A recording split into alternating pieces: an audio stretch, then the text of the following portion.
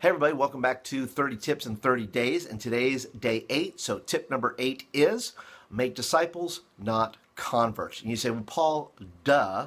I understand this, but we've heard this in the church, or we've heard this at a conference, or we've heard this somewhere else, or it's just something we just know.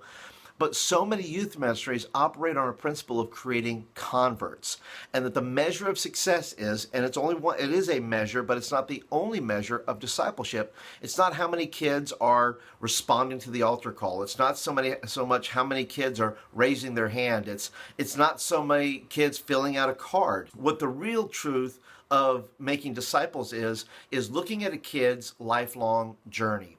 And the fact is that when we ask kids to make commitments, we are asking them to come to know the Lord. We're asking them to receive Christ. We're asking them to follow Jesus, right? And that needs to be the greater portion of that call, not just to believe, but to follow. And so for me, how I disciple students, yes, it's information. It's how do I get to tell them about Bible and principles and practices and disciplines of a Christian.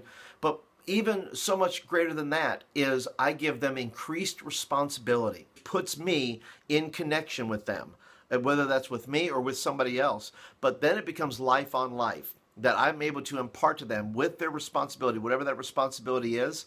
It could be a role in the youth ministry. It could be something I'm asking them to do every week, like set up chairs or something like that. And what we see is that as a kid commits to doing the task or doing the role, he is involved with me, another believer, an older believer, a mature believer, who's able to impart to them and able to share with them and talk with them and maybe invite them to a small group and invite them to Sunday school and things like that. You know, Jesus, with his disciples, gave them greater responsibility as he went along.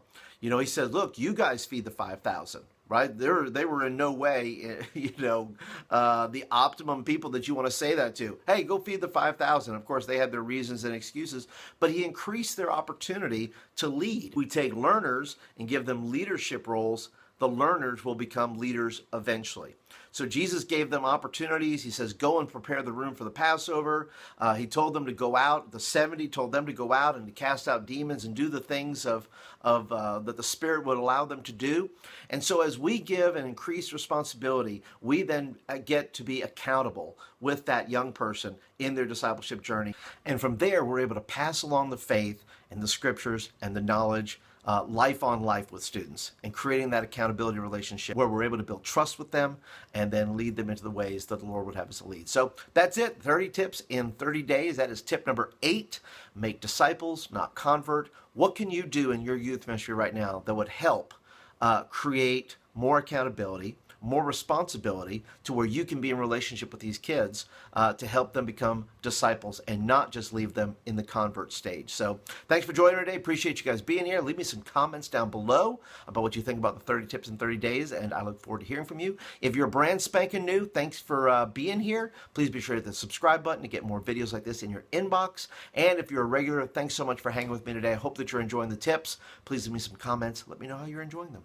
So see you tomorrow for tip number 9.